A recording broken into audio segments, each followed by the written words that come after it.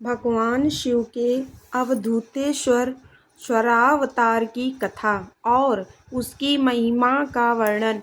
नंदीश्वर कहते हैं, सनत कुमार, अब तुम परमेश्वर शिव के अवधूतेश्वर नामक अवतार का वर्णन सुनो, जिसने इंद्र के घमंड को चूर चूर कर दिया था।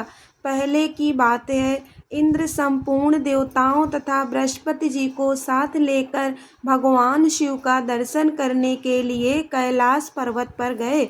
उस समय बृहस्पति और इंद्र के शुभागमन की बात जानकर भगवान शंकर उन दोनों की परीक्षा के लेने के लिए अवधूत बन गए। उनके शरीर पर कोई वस्त्र नहीं था। वे प्रज्वलित अग्नि के समान तेजस्वी होने के कारण महाभयंकर जान पड़ते थे। उनकी आकृति बड़ी सुंदर दिखाई देती थी। वे राह रोककर खड़े थे। बृहस्पति और इंद्र ने शिव के समीप जाते समय देखा, एक अद्भुत शरीरधारी पुरुष रास्ते के बीच में खड़ा है। इंद्र को अपने अधिकार पर बड़ा गर्व था, इसलिए वे यह न जान सके कि ये साक्षात भगवान शंकर हैं। उन्होंने मार्ग में खड़े हुए पुरुष से पूछा, तुम कौन हो? इस नग्न अवधूत वेश में कहाँ से आए हो? तुम्हारा नाम क्या है? सब बातें ठीक ठीक बताओ। देर ना करो। भगवान शिव अपने स्थान पर हैं या इस समय कहीं अन्यत्र गए हैं? मैं देवताओं तथा गुरु जी के साथ उन्हीं के दर्शन के लिए जा रहा हूँ।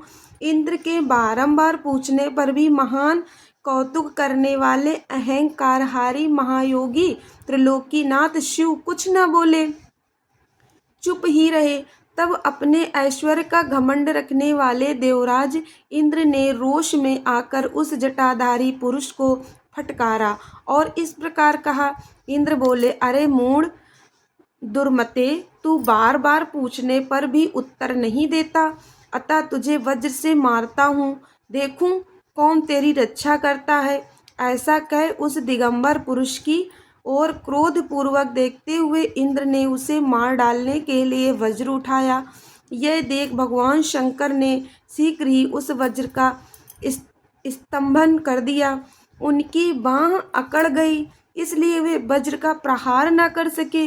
तदनंतर वह पुरुष तत्काल ही क्रोध के कारण तेज से प्रज्वलित हो उठा, मानो इंद्र को जलाए देता हो। भुजाओं को स्तंभित हो जाने के कारण शचीवल्लभ इंद्र क्रोध से उस सर्प की भांति जलने लगे, जिसका पराक्रम मंत्र के बल से अवरुद्ध हो गया हो। बृहस्पति ने उस पुरुष को अपने तेज से प्रज्वलित होता देख तत्काल ही यह समझ लिया कि ये साक्षात भगवान हर हैं। फिर तो वे हाथ जोड़ प्रणाम करके उनकी स्तुति करने लगे। स्तुति के पश्चात उन्होंने इंद्र को उनके चरणों में गिरा दिया और कहा, दीनानाथ महादेव, ये इंद्र आपके चरणों में पड़ा है, आप इसका और मेरा उद्धार करें। हम दोनों पर क्रोध नहीं, प्रेम करें। महादेव, शरणागत इंद्र की रक्षा कीजिए। आपके ललाट से प्रकट हुई ये आग इन्हें जलाने के लिए आ रही है। बृहस्पति की ये बात सुनकर अवधूत वेशधारी करुणा सिंधु शिव ने हंसते हुए कहा, अपने नेत्र से रोषवश बाहर निकली हुई अग्नि को मैं पुनः कैसे धारण कर सकता हूँ? क्या सर्प अपनी छोड़ी हुई केचुल को फिर ग्रहण करता है? बृहस्पति बोले, देव, भगवान भक्त सदा ही कृपा के पात्र होते हैं। आप अपने भक्त वत्सल नाम को चरितार्थ कीजिए और इस भयंकर तेज को कहीं अन्यत्र डाल दीजिए। रुद्र ने कहा, देवगुरु, मैं तुम पर प्रसन्न हूँ, इसलिए उत्तम वर देता हूँ। इंद्र को जीवन दान देने के कारण आज से तुम्हारा एक नाम जीव भी होगा। मेरे ललाटवर्ती नेत्र से जो यह आग प्रकट हुई है, इसे देवता नहीं सह सकते, अतः इसको मैं बहुत दूर छोड़ूंगा, जिससे यह इंद्र को पीड़ा न दे सके। ऐसा कहकर अपने तेज स्वरूप उस अद्भुत अग्नि को हाथ में लेकर भगवान शिव ने क्षार समुद्र में फेंक दिया।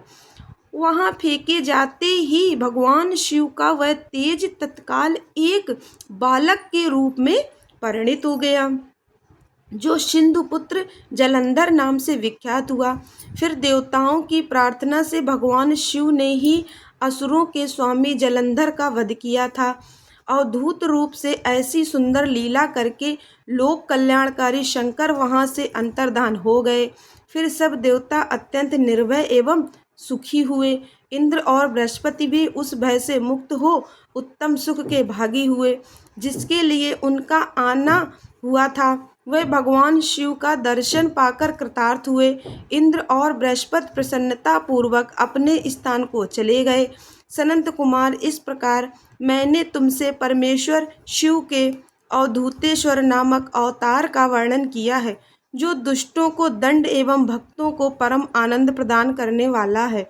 यह दिव्य आख्यान पाप का निवारण करके यश, स्वर्ग भोग, मोक्ष तथा संपूर्ण मनोवांछित फल की प्राप्ति कराने वाला है। जो प्रतिदिन एकाग्रचित हो इसे सुनता या सुनाता है, वह इहलोक में संपूर्ण सुखों का भोग करके अंत में शिव की गति प्राप्त कर लेता है।